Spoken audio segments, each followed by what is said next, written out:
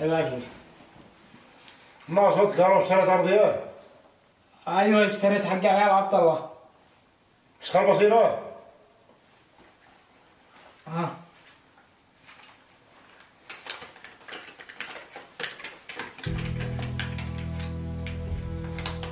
لا ما لك ابني هكذا. كم اشتريتها منهم ب10 مليون. فندار اللي تسوى اكثر وعادي حقيتها. نعم انظر عند علامه. اخوك الكبير الله يرحمه كان يعمل المستحيل علشان يرضي الناس. وانت من طلعت انه عاد تفز حق الايتام. بدل ما زدت تقوم مع المظلوم زدت تقوم ضبطه. بس يابا هو برضاهم.